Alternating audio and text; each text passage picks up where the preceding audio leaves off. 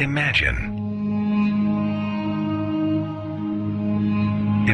what it was like for those who came before us at the dawn of humankind, when the earth was flat. The moon and sun were our mother and father, and the stars were just pinholes in the curtain of the sky. When we drew our history with primitive pictures, when we fashioned our shelters inside the cold rock of the landscape, when a long life was 20 years, when everything we saw was a sign, a flash from the sky, meant God was angry. When the earth shook, the spirits were displeased. The floodwaters came, and we begged for forgiveness. The volcano erupted, and we appeased it with sacrifices.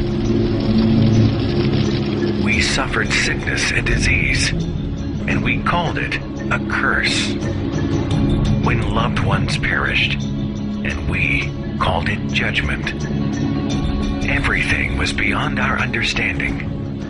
Mysterious, strange, wondrous, terrifying, unknown.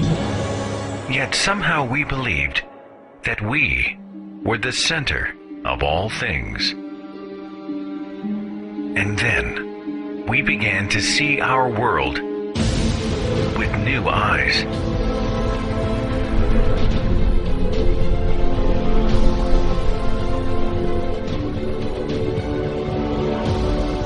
The moon was a place we would one day visit and leave our footprints in the dust. The sun was a brilliant cascade of helium and hydrogen.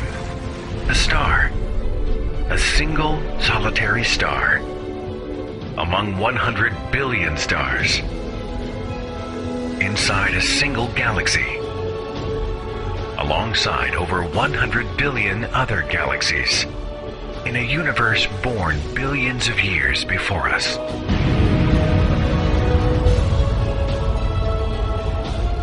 The tempests above us, the fire beneath us, they became explainable, measurable, often foreseeable. Our crude illustrations gave way to rich expressions of picture and verse that ignited the imagination. We built our shelters from wood, mortar, glass, and steel. We discovered living worlds beyond the naked eye, and we inhabited that world to understand and begin to conquer sickness and disease. We began to unlock the code of our very being and discovered the bond we share with all living things. We celebrated long lives of over 100 years. Our age is a new age of enlightenment.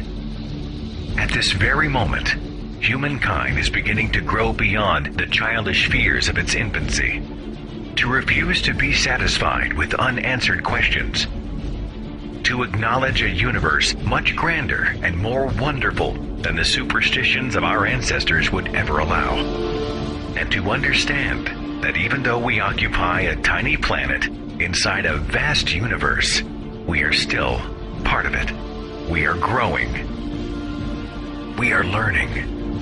We are achieving. We are evolving. To finally understand that we are not the center of all things.